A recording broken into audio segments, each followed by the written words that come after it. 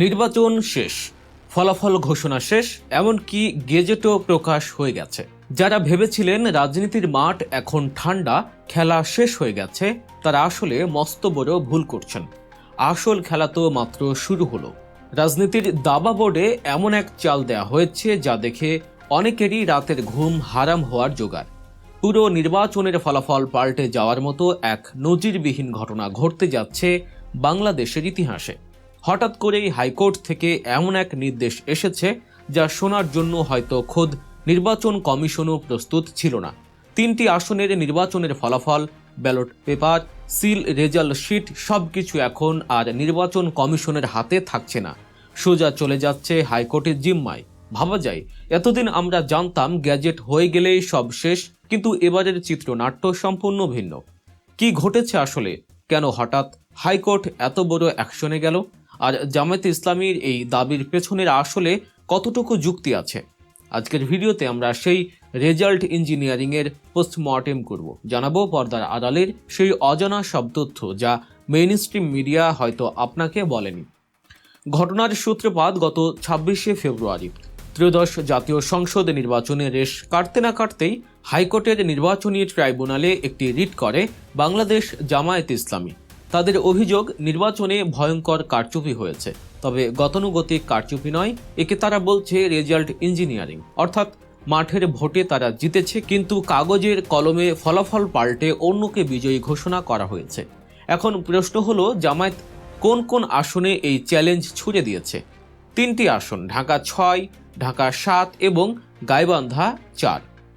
আদালত নির্দেশ দিয়েছে এই 3 আসনের সমস্ত নির্বাচনী নথিপত্র এবং ব্যালট পেপার অবিলম্বে হাইকোর্টের হেফাজতে নিয়ে আসতে হবে। এই খবরটি শোনার পর আপনার মনে প্রশ্ন আসতেই পারে, ভাই, বাংলাদেশে তো নির্বাচনে কারচুপির অভিযোগ নতুন কিছু না, হেরে গেলে সবাই কারচুপির কথা বলে, এতে আর নতুন কি? এখানেই আপনি ভুল করছেন, কারণ হাইকোর্ট চাইলেই হুট করে কোনো আসনের ব্যালট পেপার জব্দ করার নির্দেশ দেয় না। আইনের ভাষায় বলতে গেলে, আদালত যখন এমন কোনো কড়া নির্দেশ দেয়, তার মানে হচ্ছে বাদীর পক্ষ অর্থাৎ জামায়াত এমন কিছু প্রাইমারি এভিডেন্স বা প্রাথমিক প্রমাণ আদালতে দাখিল করেছে যা দেখে বিচারকরা কনভিন্স হয়েছে যে হ্যাঁ, এখানে ডালমে কুচ কালা হে। বিশেষ করে ঢাকা 7 আসনের দিকে তাকালে চোখ কপালে ওঠার মতো অবস্থা। নির্বাচনের দিন মাঠ পর্যায়ের সাংবাদিক, সাধারণ ভোটার এবং পোলিং এজেন্টদের তথ্যের সাথে চূড়ান্ত ফলাফলের কোনো মিল নেই। জামায়াত দাবি করছে এখানে তাদের নিশ্চিত বিজয় ছিনিয়ে নিয়ে বিএনপির প্রার্থীকে বিজয়ী ঘোষণা করা হয়েছে। অবাক হচ্ছেন? বিএনপির সাথে জামায়াতের সম্পর্ক বা জোটের ইতিহাস যাই থাকুক, এই নির্বাচনে কিন্তু লড়াইটা হয়েছে হাড্ডাহাড্ডি। আর সেখানেই অভিযোগ, বিজয়ী প্রার্থীর নাম পাল্টে দেওয়া হয়েছে রাতের অন্ধকারে। নির্বাচনে রাতের কথা মনে আছে আপনাদের? ভোট গণনা চলছে, টিভিতে ফলাফল দেখাচ্ছে, হঠাৎ করেই বেশ কিছু আসনের ফলাফল আপডেট বন্ধ হয়ে গেল। দীর্ঘ সময় পর যখন ফলাফল এলো, দেখা গেল এগিয়ে থাকা জামায়াতের প্রার্থী হঠাৎ করেই হাজার হাজার ভোটে পিছিয়ে গেল। এই যে মাঝখানের সময়টা, একে বলা হচ্ছে ব্ল্যাক আউট পিরিয়ড। জামায়াতের দাবি ঠিক এই সময়েই আসল ইঞ্জিনিয়ারিংটা করা হয়েছে। এখন একটা লজিক্যাল প্রশ্ন করি, জামায়াত তো দাবি করছে তাদের অন্তত 30 থেকে 32টি আসনে এভাবে হারিয়ে দেয়া হয়েছে, তাহলে তারা মাত্র 3টি আসনে মামলা করলো কেন? বাকিগুলোর কি হলো? এর উত্তরটা বেশ ইন্টারেস্টিং। আবেগ দিয়ে রাজনীতি চলে না, চলে কৌশল দিয়ে। জামায়াত জানে 30টি আসনে মামলা করে সবগুলোতে প্রমাণ হাজির করা এবং আইনি লড়াই চালিয়ে যাওয়া এই মুহূর্তে তাদের জন্য কঠিন হতে পারে। তাই তারা বেছে বেছে সেই 3টি আসনকে টার্গেট করেছে যেখানে তাদের কাছে কারচুপির অকাট্য প্রমাণ আছে। অর্থাৎ এমন সব ডকুমেন্টস তারা জোগাড় করেছে যা আদালতে পেশ করলে অস্বীকার করার কোনো উপায় নেই।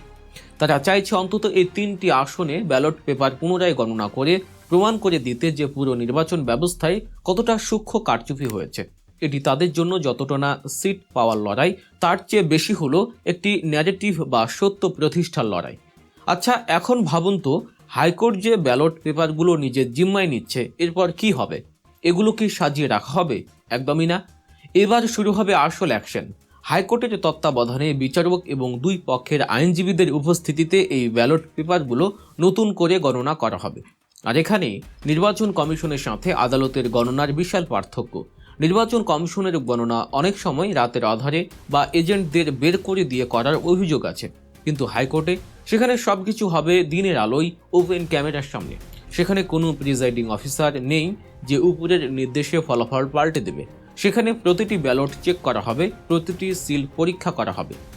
যদি এই পুনর্গণনায় দেখা যায় যে আসলেই ফলাফল পাল্টে দেওয়া হয়েছিল, তবে তা হবে বাংলাদেশের ইতিহাসে এক বিশাল ঘটনা। হয়তো সেই আসনের এমপি পদ বাতিল হয়ে জামায়াতের প্রার্থীকে বিজয়ী ঘোষণা করা হবে।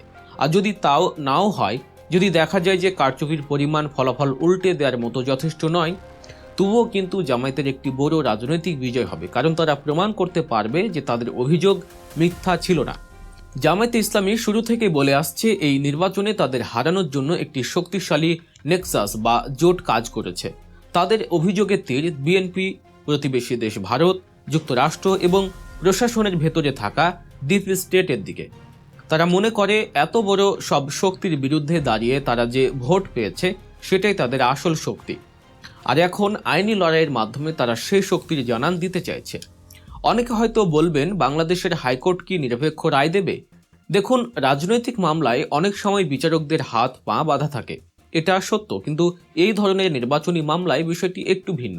এখানে আবেগের কোনো জায়গা নেই, এখানে কথা বলবে শুধু কাগজ আর প্রমাণ। ব্যালট পেপার যদি কথা বলে, রেজাল্ট শিট যদি গরমিল দেখায়, তখন বিচারকের ব্যক্তিগত পছন্দ অপছন্দ খুব একটা কাজে আসে না। দুই পক্ষের বাঘা বাঘা আইনজীবীদের সামনে যখন ব্যালট বাক্স খোলা হবে, তখন সত্যটা সূর্যের মতো পরিষ্কার হয়ে যাবে। সেখানে লুকোচুরির কোনো সুযোগ নেই। অন্যদিকে বগুড়ার যে আসনে তারেক রহমান প্রার্থিতা ছেড়ে দিয়েছে, সেখানে হয়তো বিএনপির জয়ের সম্ভাবনা বেশি। কিন্তু জামায়াতের টার্গেট এখন শুধু সিট আর বাড়ানো নয়, তাদের টার্গেট হলো সিস্টেমকে চ্যালেঞ্জ করা। তারা দেখাতে চায় যত বড় শক্তি তাদের বিরুদ্ধে থাকুক না কেন, তারা বিনা যুদ্ধে নাহি দিবে সূচাগ্র মেদিনী।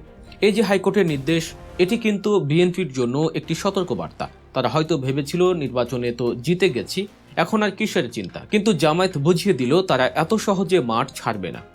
এই আইনি লড়াই যদি দীর্ঘস্থায়ী হয় এবং সেখানে থেকে যদি বিস্ময়কর কোনো ফলাফল বেরিয়ে আসে, তবে তা বর্তমান রাজনৈতিক সমীকরণকে পুরোপুরি বদলে দিতে পারে। এখন আমাদের সবার চোখ থাকবে হাইকোর্টের দিকে। কবে সেই ব্যালট বাক্স খোলা হবে, কবে শুরু হবে পুনর্গণনা, আর সেই গণনায় কি বেরিয়ে আসবে থলের বিড়াল? ফলাফল কি আসলেই উল্টে যাবে, নাকি সামান্য হেরফের হয়ে আগের রায়ই বহাল থাকবে?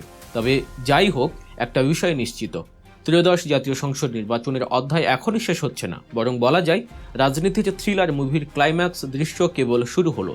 জামায়াত যে আইনি পথে, সংবিধানের পথে হেঁটে এই লড়াইটা লড়ছে, তা তাদের রাজনৈতিক পরিপক্কতারই প্রমাণ দেয়। তারা রাস্তায় জ্বালাও পোড়াও না করে আদালতে প্রমাণসহ লড়াই করছে। এটি বাংলাদেশের রাজনীতির জন্য একটি নতুন বার্তা। দর্শক, আপনার কি মনে হয়, হাইকোর্টের পুনর্গণনায় কি ফলাফল পাল্টে যাবে, নাকি এটি শুধুই সময়ের অপচয়? আপনার মূল্যবান মতামত নিচে কমেন্ট করে অবশ্যই জানাবেন। আজকের বিশ্লেষণটি ভালো লেগে থাকলে লাইক দিতে ভুলবেন না। এমন সব এক্সক্লুসিভ রাজনৈতিক বিশ্লেষণ পেতে এখনই সাবস্ক্রাইব করুন গল্প নিউজ। দেখা হবে পরের ভিডিওতে, ততক্ষণ পর্যন্ত ভালো থাকুন। আল্লাহ হাফেজ।